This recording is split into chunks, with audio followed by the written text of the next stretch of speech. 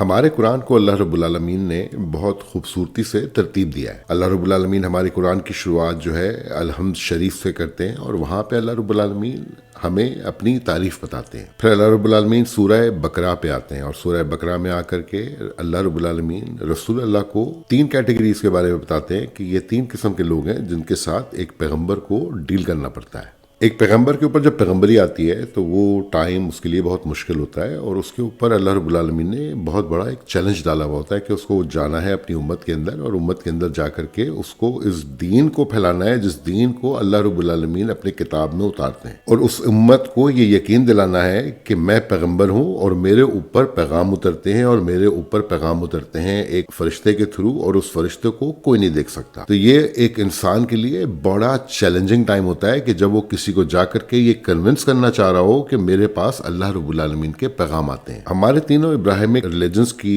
جو سملیرٹیز ہیں وہ یہی ہیں کہ ہم سب ایک اللہ پہ ایمان لاتے ہیں، ہم سب اللہ کی عبادتیں کرتے ہیں اپنے اپنے طریقوں سے، ہم سب کے اپنے ڈریس کوڈز ہیں تاکہ ہم اپنے آپ کو آئیڈینٹیفائی کر سکیں کہ ہم کس ریلیجن سے تعلق رکھتے ہیں، اور ہم کچھ اپیرنسز لے کر کے چلتے ہیں سوسائٹی کے اندر تاکہ ان کو دیکھ کر کے پتہ چل سکے کہ آپ کس یقین سے اور کس فیتھ سے چل رہے ہیں۔ تو یہ ابراہیمک ریلیجن ہے 3 کی جو بلیوز ہیں وہ سملر ہیں۔ موسیٰ علیہ السلام کی قوم یہ کہتی ہے کہ موسیٰ کے بعد پیغمبر نہیں آئے گا، عیسیٰ علیہ السلام کی قوم کہتی ہے کہ عیسیٰ کے بعد پیغمبر نہیں آئے گا۔ تو یہ وہ 2 پیغمبر ہیں جن کا حشر اللہ رب العالمین نے قرآن میں بتایا کہ کیا کیا ان کی قوموں نے کیا حشر کیا ان پیغمبروں کا جنہوں نے آگے جا کر کے یہ کہا کہ میں اب ایک نیا پیغمبر ہوں۔ تو اس کا کیا حشر کیا، پہلے کا کیا حشر کیا؟ پہلے کا حشر یہ کیا کہ اس کے اوپر ایمان ہی نہیں لائے، اور اتنا ایمان نہ لائے پر ایک پیغمبر کو وہ یہ کہہ رہے ہیں کہ ہمیں بت بنا کے دے دو جن کی ہم پوجا کریں۔ تو یہ 3 ریلیجنز ہیں۔ تو جب رسول اللہ کی آمد ہوتی ہے، اور رسول اللہ کی آمد ہوتی ہے اس مقام کے اوپر جس مقام کے اوپر 2 بلیفز چلنا شروع ہو چکے ہیں، ایک بلیف چل رہا ہے جوئزم کا اور ایک بلیف چل رہا ہے کرسچینٹی کا۔ تو اگر اس مقام کے اوپر ایک انسان آ کر کے اپنی پیغمبری بتا رہا ہے، اور وہ بتا رہا ہے کہ اس کے اوپر اللہ کلام فرماتے ہیں، تو اس وقت کا جو وقت ہے وہ بہت مشکل وقت ہوگا اس شخص کے لیے جہاں پہ اس نے اس 2 قوموں کے ساتھ ڈیل کرنا ہے۔ تو اللہ رب العالمین نے جس طریقے سے اس قرآن کو ترتیب دیا ہے کہ سورہ بقرہ پہ آتے ہیں، اور سورہ بقرہ کے بعد آگے اللہ رب العالمین بڑھتے ہیں، اور اس قرآن کی شروع کی 5 ہی سورتوں کے اندر اللہ رب العالمین اپنے دین کے سارے احکامات اتار دیتے ہیں انسان کے اوپر، اور اللہ رب العالمین اپنے فیتھ کو کمپلیٹ کر دیتے ہیں اللہ رب العالمین۔ پھر اللہ رب العالمین آتے ہیں ان صورتوں کے اوپر جہاں پہ اللہ رب العالمین جنگوں کا اور جہادوں کا ذکر کرتے ہیں کہ رسول اللہ کو کن مشکلات سے گزرنا پڑا اور کن کن تکلیفوں سے گزرنا پڑا، اور کس کس قسم کے اللہ کے احکامات آتے ہیں ان مقام کے اوپر جس مقام کے اوپر اللہ رب العالمین اپنے پیغمبر کو بتا رہے ہیں اس جنگ کے اندر بھی تم نے ناانصافی نہیں کرنی ہے، کیونکہ وہ اللہ رب العالمین جو ہے بہت انصاف پسند ہے، اور اس پورے کل کائنات کو وہ اس انصاف کے ساتھ گھما رہے ہیں، اور اس میں بالکل بھی کوئی خیانت نہیں کرتے ہیں اللہ رب العالمین۔ تو یہ دنیا، یہ ہر چیز جو اس کل کائنات کے اندر چل رہی ہے، یہ سب اللہ رب العالمین چلا رہے ہیں۔ اب سوال پیدا یہ ہوتا ہے کہ یہ کل کائنات کتنی پرانی ہے؟ تو جب ہمارا فیتھ ہمیں یہ کہتا ہے کہ اللہ رب العالمین موجود ہیں، اور ہمارا فیتھ یہ کہتا ہے کہ ہمیں یہ نہیں پتا کہ اس رب کی شروعات کہاں سے ہے، تو ہمیں اس چیز کا علم ہو بھی نہیں سکتا کہ یہ کل کائنات کتنی پرانی ہے۔ ہر چیز اس جگہ کے اندر جو ہے وہ انفینیٹ ہے،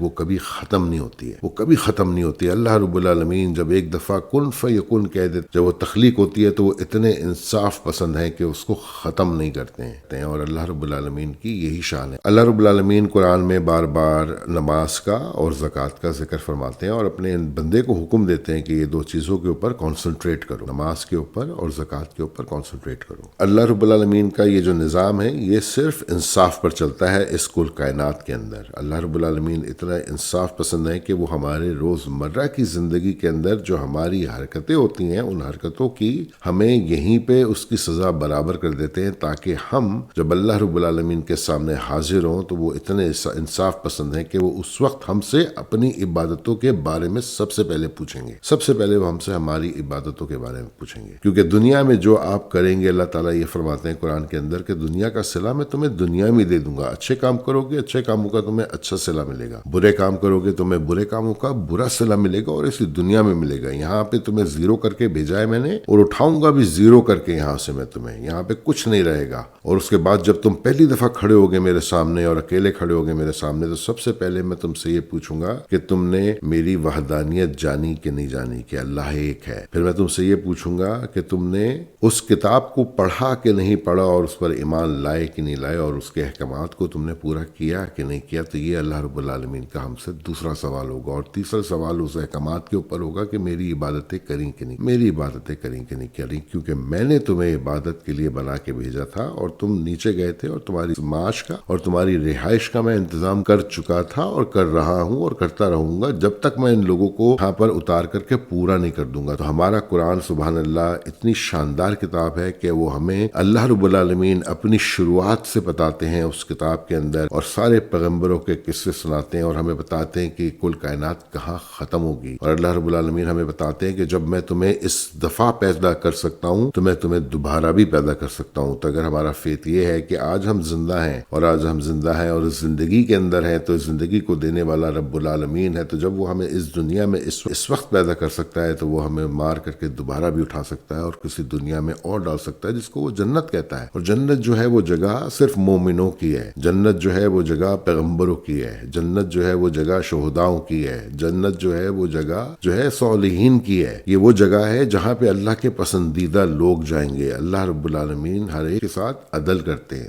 ہر ایک کے ساتھ اللہ رب العالمین عدل کرتے ہیں، اور ہر ایک کے اوپر اللہ رب العالمین نے قرآن میں یہ کہہ رکھا ہے سبحان اللہ کہ اللہ رب العالمین نے رحمت کو اپنے اوپر لازم کر لیا ہے۔ رحمت کو جب اللہ رب العالمین اپنے اوپر لازم کر لیتے ہیں تو آپ کو زیرو بھیجتے ہیں دنیا میں، اور زیرو معاف کر کے اٹھاتے ہیں، اور پھر سامنے کھڑا کر کے سب سے پہلے آپ سے اپنی کتاب کا، اپنے احکامات کا پوچھیں گے، اور پھر لا کر کے کھڑا کریں گے وٹنس آپ کے سامنے آپ کے پیغمبر کو، اور پوچھیں گے کہ جو پیغام میں نے تمہیں بھیجے تھے تم نے اس تک پہنچائے کہ نہیں پہنچائے؟ تو وہ کہیں گے کہ جی میں نے پہنچائے، اور میں نے پوری کتاب اس کو دے کر کے آ گیا ہوں، میں پوری کتاب اس کے ہاتھ میں دے کر کے آ گیا ہوں۔ اب چوائس اس کی ہے کہ اس نے اس کو پڑھنا ہے کہ نہیں پڑھنا ہے، اپنے رب کو ڈھونڈنا ہے کہ نہیں ڈھونڈنا ہے، اور اس کا فیت اس کو کہاں لے کر، اور وہ کہاں اپنے کان دھرنے کے لیے تیار ہے اور کہاں اپنی آنکھیں بچانے کے لیے تیار ہے۔ تو یہ ہمارے رب العالمین کا نظام ہے کہ اللہ رب العالمین ہر چیز اس کل کائنات کے اوپر انصاف کے اوپر چلا رہے ہیں، اور ہر چیز اس کل کائنات کے اندر اللہ رب العالمین کی عبادت کرتی ہے، ہر چیز اللہ رب العالمین کی عبادت کرتی ہے۔ اور اللہ رب العالمین نے اس کل کائنات کے اندر جو 3 مخلوق کا ذکر قرآن میں کیا ہے وہ وہی ہے، ایک روشنی ہے اور ایک آگ ہے اور ایک مٹی ہے، اور ان تینوں کی ججمنٹ میں ہم لوگ چل رہے ہیں۔ لیکن اس ججمنٹ کے اندر جو صرف ایک مخلوق جیتی ہوئی ہے وہ ہے فرشتہ، وہ فرشتہ ہے، اور اس فرشتے کے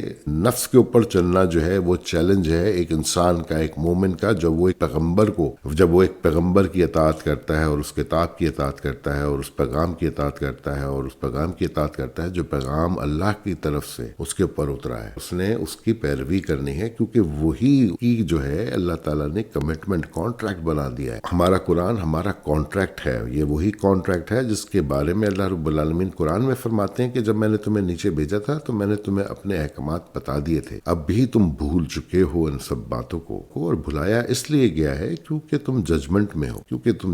ہو، تمہیں بھلا کے بھیجا گیا ہے، اور تم سے دیکھا جا رہا ہے کہ تم اللہ کے پیغام پر ایمان لاؤ گے کہ نہیں لاؤ گے، اور اس کل کائنات کے اوپر رجوع کرو گے کہ نہیں کرو گے، اور اس پہ غور کرو گے کہ نہیں کرو گے، اور اس قرآن کے اوپر غور کرو گے کہ نہیں کرو گے، جس قرآن کو اللہ رب العالمین نے بہت صفائی سے اپنے